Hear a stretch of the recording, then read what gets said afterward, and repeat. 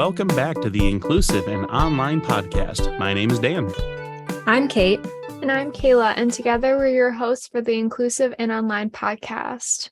On this month's episode, we're lacing up our sneakers, having a good stretch, and meeting up with some of our student athletes to discuss their experiences. Before we jump into today's topic, you may have noticed that we're back for season 2 with a new name, the Inclusive and Online Podcast. Along with the name change, you may recognize me as the production assistant from season 1, but I am now joining this season as a co-host. I am hoping to bring a new perspective to the podcast as I am currently a student here at Oakland University. We're happy to have you as a more permanent fixture, Kayla. Now, without further ado, let's get going with today's topic, the student-athlete experience.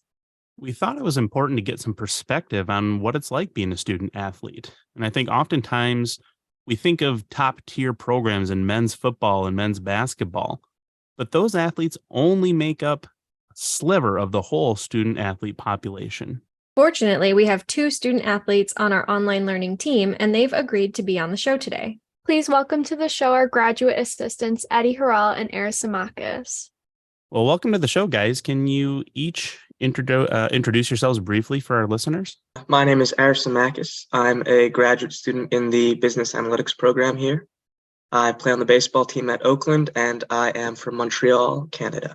And I'm Eddie Harrell III. I'm a graduate student here at Oakland University as well. I'm in the Master of Public Administration program. I'm from Columbus, Ohio. I'm on the track and field team. I'm a mid-distance runner. Great. Thanks for being here to you both. I'm going to go ahead and jump into our first question. So both of you have been both undergraduate student athletes and graduate student athletes. Have you found any differences between those two roles in respect to how your athletic responsibilities play a role in your academic experience? Yeah, I think the biggest thing for me is just the difficulty level of the courses so far. It's been a pretty big jump into the master's program. So that's been the biggest thing, along with having a job this semester. I've never worked part-time while being at school. So taking on the job and the added hours to kind of take up my time, as well as the increased level of difficulty class-wise, has been the biggest difference so far. Yeah, I would have to agree with that. I've only been in the master's program for like 2 or 3 weeks now, and I can say that the biggest adjustment so far has been the amount of time that you really need to spend per week and per day, just reading over your material. But I think undergrad prepared me well to make that jump. It hasn't been much of a shock or much of a surprise. I figured that was going to happen, and I have had work experience as an undergrad student here with ELIS. So in terms of just planning my days out and working and doing practice and then schoolwork, it hasn't really been much of an adjustment, but there has been some sort of an adjustment, which is probably just spending more time doing the work. Yeah, absolutely. I think it's definitely like a balance. And as an undergraduate student, I can understand that it probably is a big jump to go to being a graduate student, and then as well as being an athlete, which I don't have experience with.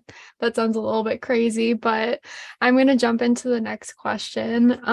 In what ways, if any, do you find your role as a student athlete impact the way that you interact with the campus community? And this can be with your courses or your instructors. I think that in part, being an athlete, you kind of have your time divided. You're not really a full-time student in a way. So I don't think, personally speaking, at least, I've really interacted with the campus community as much as, say, a regular student might have, or a student who isn't playing a sport. Just that my spare time is devoted to my sport, so there's not much extra on top of whether that's meeting with teachers or kind of joining clubs and things like that I might have liked to do if I wasn't playing a sport. But due to the time commitment that I do have with my sport, it's something that I guess I'm a bit missing out on in a way. In terms of my academic experience so far in college. Yeah, and I'll just piggyback off of that a little bit as well. I've been at Oakland for 3.5 years at this point, and most of my friends have come through athletics. I can't even say that I have too many friends who aren't on athletic teams, and that's just because if I'm not in the classroom or if I'm not doing homework, then I'm around my teammates. it's just easier just to create that bond. And I have had the privilege of creating good relationships with some professors, and it was a little hampered by the pandemic and with everything transitioning online and everything like that. But in terms of just trying to make build relationships with professors, especially the ones who are like criminal justice professors, which is what I graduated undergrad with. It was important to me to still try to build a relationship with these faculty members. And then also working here for ELIS, you kind of get familiar with certain professors and talking to certain professors, and they ask you questions like, just how are you doing? So that's very rewarding for me as well. So there has definitely been relationships built so far here on campus and everything. So Yeah, it's interesting you point that out, and just there's almost, you feel a disconnect from a lot of the campus community. I've taken some time this academic year to learn more about athletics and the structure of it, because I think there's a lot of misconceptions about being a student athlete. Like, you get all this stuff, you get this or that, and it's just like, well, there's a price to that as well. And that, as Eris was saying, your spare time is really devoted to your sport, and you're around your teammates. You have a lot of time to kind of build community within that right there. But the way that extends externally to the rest of the campus community, that was a surprise to me, hearing that, especially since it's something, athletics is something that brings recognition to the university, that brings, publicity, and, oftentimes brings people to campus, to interact or, with the student athletes too. So I just think that's an interesting thing to say, that it's, you're somewhat disconnected from that in many ways because you're focused on your athletic obligations. So speaking of, your athletic obligations, just give us a sense on how much time per week you typically devote to those athletic obligations, and just the differences between those obligations in season and out of season. Yeah, so the NCAA kind of regulates what we can do in season and out of season. So I can speak for baseball. In the fall, we have 6 weeks where you have 20 countable hours that you can devote to athletics, specifically where you are doing either something in the weight room, at the field, or anything related to the sport. That transitions into the off season, which is from about November to the end of January, where we have only 8 countable hours that we are allowed to be involved in any sort of athletic activity. And then the baseball season starts in mid-February. And once that starts and it goes until the end of May, the majority of your time is spent either traveling at the field, in the hotel rooms, just kind of, it goes by very quickly once mid-February hits, because your time is essentially entirely devoted to baseball or to my sport. And then you just try and find time in between for school and for work and things like that.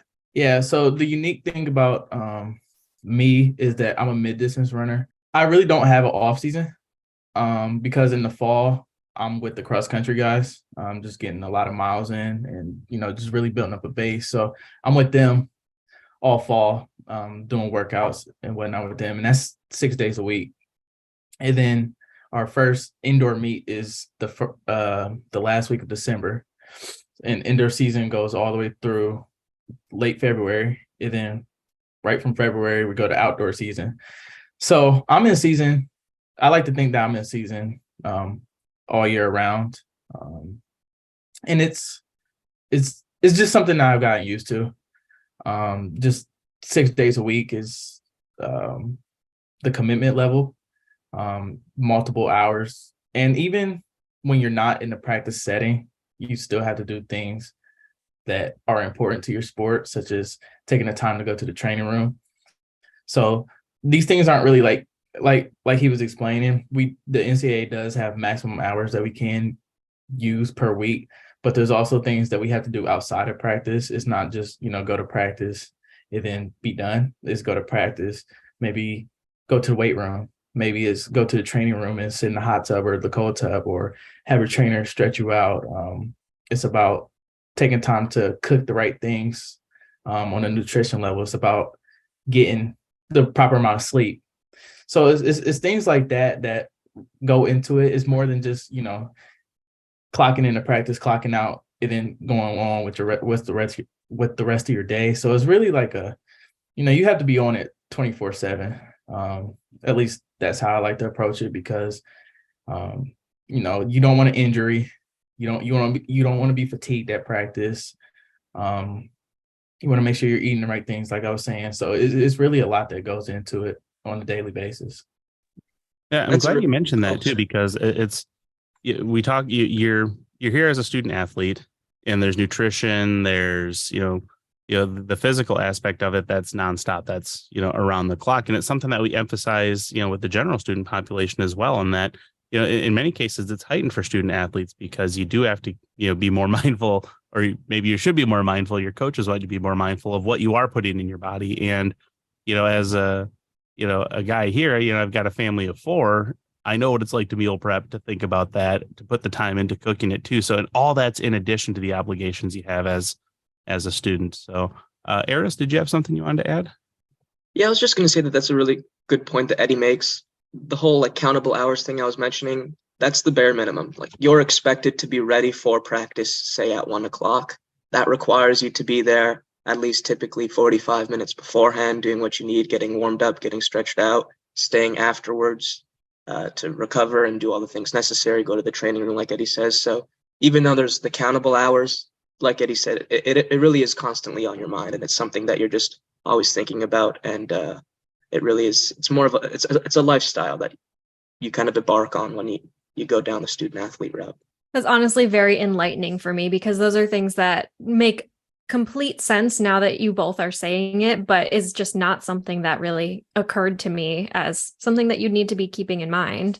So let's go back a little bit to talking about being on the road for competitions. So what are some of the biggest challenges that you all face when you're on the road for competitions? Time is the biggest one. You can travel, and typically we do get buses with Wi-Fi on them, so that helps. So the time you spend traveling can sometimes be devoted to doing schoolwork, but finding time, I mean, once, at least for speaking for baseball, you typically play 3 games in a weekend, Friday, Saturday, Sunday.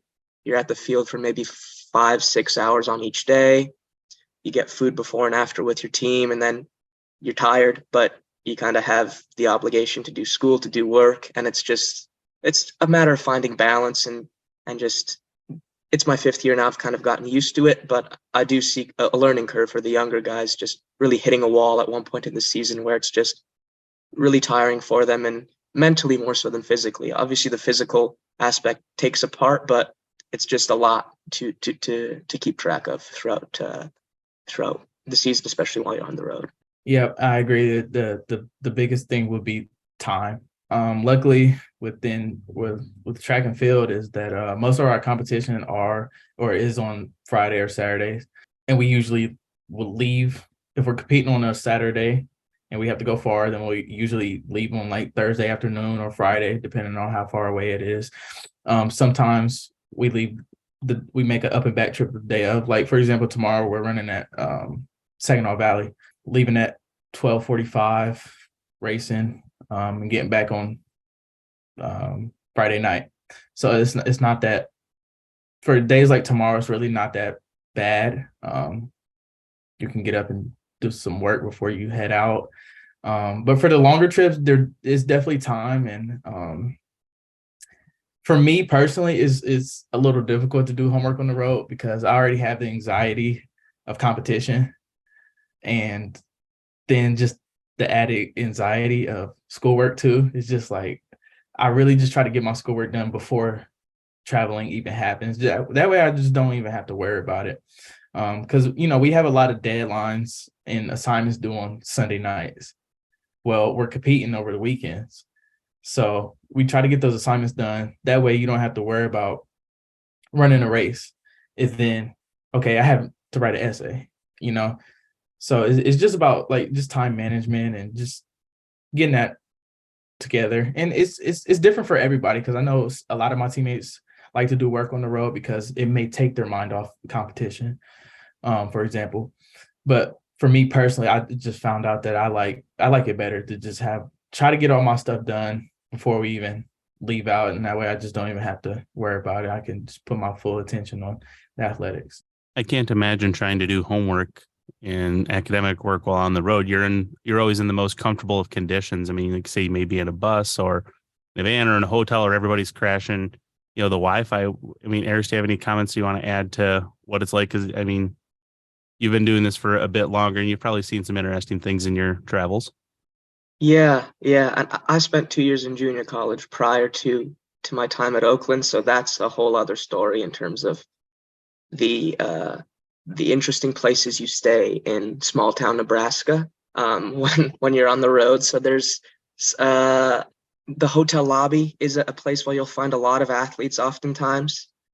You can tell if there's a school there by just kind of walking through there and seeing 15 kids with their computers out. And like Eddie said, the biggest thing of being a student athlete is time management and finding what works best for you, finding what you like to do when you like to study, if you like to study on the road or not, and really figuring out how you operate best so that you can both perform well as a student and as an athlete, because you're here for both really, and it's important to be able to get both done at a high level. And when you are choosing your courses to register for, how big of a factor is course modality when deciding which courses you would like to take? It factors in. I think the bigger factor, at least for me and for our team, is the time when you can take your classes. We kind of block off a time generally from about 1 to 6 where you can't really take classes, ideally, in a perfect world. Most of the kids on my team, most of my teammates would prefer an online course just because it makes things easier on the road, especially in season. But really the first thing you look at is the time of the course. And then if you have an option between 2 courses at an appropriate time, then you tend to take an online one just because it's tough missing lectures and getting behind that way. If you can get ahead of things in an online course, it tends to be a bit easier to get ahead in an online course compared to a course that meets face-to-face. So with that, I mean, have you seen a difference between undergraduate and graduate? Because graduate usually has more rigid scheduling and that the courses are on certain, nights and certain times. Just a little bit about your experience with that. Yeah, so far my only graduate courses I've had 6 graduate courses and they're all night classes. Fortunately, I think 2 of them so far have been, one of them has been entirely online and one of them has been you have an option to go virtually or in person, but the other 4 are in person. And there are a few other ones, like we have a few other kids on our team in grad programs who have classes a bit earlier, but still it's like 4:30, so they might have to leave practice a bit early to get to school. But I'm not aware, at least, of anyone who takes grad school classes during the day. So it tends to be at night after practice, after work type of thing. Yeah, and I'll say, luckily, we have very good athletic advisors who really work closely with us, and they work closely with our coaches. Our coaches, far in advance of next year, will give us times that we're practicing, or at least they try to give us times that we're going to be practicing. So that way, when it comes time for fall, we know that we can't schedule a class at this time because we have practice at this time. And our coaches work really closely with the advisors, and our advisors work really closely with us. They're so good at their job and helping us make decisions between classes. In terms of the type of class, I prefer in-person class. But since the pandemic, it's been really tough to get an in-person class and have an in-person class that doesn't meet when I have practice. So I had to resort to a lot of online classes, which have been fine, but I'm definitely like an in-person kind of learner. But I have had some difficulty with getting these in-person classes, trying to do it around practice times. Or even if we don't have practice times, like I had an option of a class to take this fall or to take this winter, but it was on a Friday. Well, it didn't conflict with practice, but I knew that I was going to be competing on some Fridays, and I just didn't. It's my first semester of grad school. I didn't want to be missing classes, so it's definitely a little less than ideal. But again, the advisors work really closely with us, and they'll get you taken care of, and you'll be good to go. I'd imagine it's different, vastly different based on the program that you're in as well, because I know at least with my graduate school classes, and I was not a student athlete, so I don't have that aspect, but there were so many things that required me to have like a clinical component where I have to be in person there, and being able to schedule around that. I can imagine that being so challenging. Yeah, I can't imagine having to work around that either, and especially, some of those more hands-on, type programs, and, potentially to dissuade people from going, that route academically because of the conflicts, and just because, it removes some barriers there too. I'm kind of curious in thinking about, within your courses as graduates and undergraduates, about the course content, like assignments, quizzes, that kind of thing. What would you consider to be some of the unique challenges that you face as a student athlete in your courses? I think the biggest thing is something that both Eddie and I touched on earlier, which is just the time aspect. Finding time and learning how to manage your time well is something that you kind of have to figure out very quickly on as a student athlete. It's something that is really vital to you staying on the team, staying in the program. There are regulations as to like what you need to get academically to stay eligible, and just figuring out getting your work done as soon as you can, getting it done as early as possible, is a big one. And just like I mentioned earlier, understanding how you work, figuring out what works best for you in order to be able to get all your work done on time. Yeah, that's pretty much it right there. It's just the time. Hasn't been really anything else unique. I think a lot of professors and faculty are very understanding of our situations, which I do appreciate. But in terms of things unique, there's not really many that I could think of, just besides we might have to miss class. And it's not by choice. The course is still the course in the end. It's the same course for every student. It's just a matter of finding the time to work around your sport and get things done maybe a bit quicker, less time for procrastination, and you just got to be a bit more efficient maybe in managing your time and making sure you stay on top of everything and not falling behind. That's the biggest thing too, not falling behind, because once you're behind with your sport, then it's a snowball effect. And it's great to hear that you've had faculty who are so willing to work with you on everything. And kind of going off that, what is kind of the main thing that you'd want faculty to consider when working with student athletes in their courses? Like Eddie mentioned, I think we don't want to miss class. Like it's not, we are obligated to miss class for our sport. And the teachers at Oakland have been great with understanding that, and giving us time and kind of working around our schedule to allow us to catch up when needed, or to take a test in advance or afterwards. And they've been really great at understanding that. But I think the biggest thing is that we don't want to miss class. Ideally, we would never have to miss class. It's just something that comes with the sport and comes with being a student athlete. And it's an unfortunate part of it, but it's just the way it is. And it's something that they've been really great here at dealing with. Yep. I haven't had any bad interactions or anything with any sort of faculty or anything like that, because I am a student athlete. I think just being able to explain yourself to a professor just really goes a long way. And then, at the beginning of every semester, we get these travel letters that we have that it's on us as the athlete to give to our professors that says, okay, we're going to be competition this day, and this day. And these are excused through Oakland. And please give this student any opportunity or time to make up a quiz or assignment or anything like that. So it is on us as athletes to communicate these things to professors, because how would they know that I'm on the track and field team unless maybe my Moodle profile picture displays that, So it's just important to communicate. And like I said, most of the time they are really understanding that what we go through on a daily basis. And it's not even about just competition, but I've even had to go to a professor when I say like, hey, like my mental health hasn't been great the past couple of days. Can I have 24 more hours to get this assignment done? Usually they're so accommodating. And that's the part that I love about Oakland, is that they listen.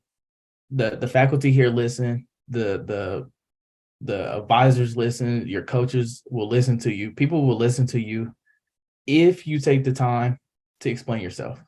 And that's been the most moving part for me. It's a great point that Eddie makes about the onus being on the athlete initially and communicating.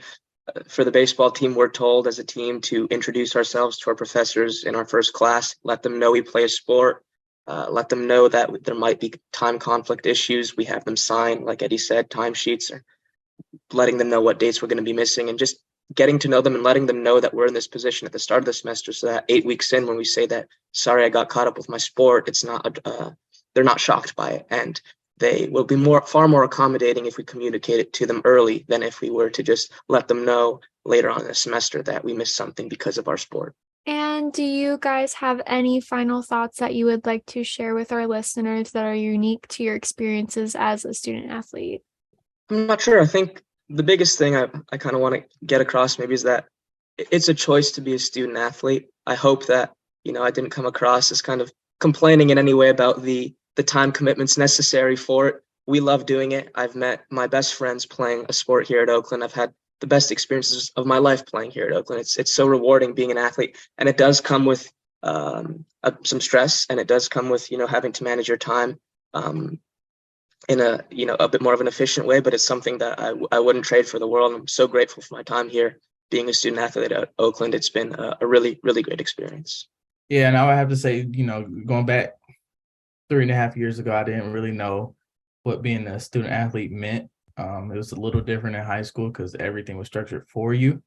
But, me coming from out of state, not really knowing what to expect, to the point where I'm at now, going back, I just wouldn't do anything differently.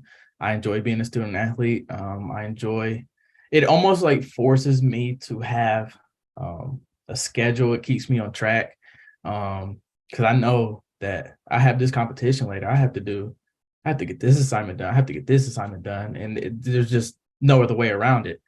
Or you fail and then you're ineligible. And then you're really just a student, and that's not by choice. So if somebody does have the opportunity to become a student athlete, I say go for it. And whether it's here or anywhere else, make sure you're going to a place that you think is best for you, because everybody here is here for you. The faculty is not here to teach themselves. They're here to teach you. And it's just a super rewarding experience, whether that's on the track or off the track.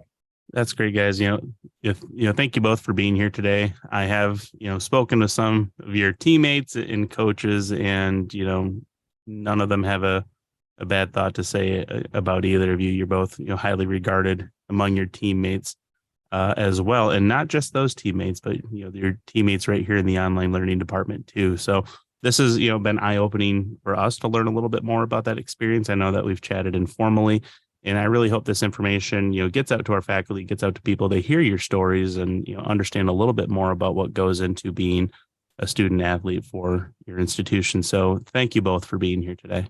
Thank you for having me. Thank you for having me too. We'd like to thank Eddie and Eris for joining us today. If you liked this episode, don't forget to subscribe and rate our show on Apple Podcasts, Google Podcasts, Stitcher, or Spotify. We value your feedback, and your ratings and reviews will help others discover our show. You can also follow us on Twitter and Instagram at Inclusive Online Pod.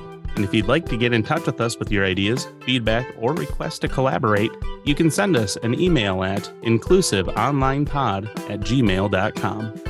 Until then, We hope you feel included.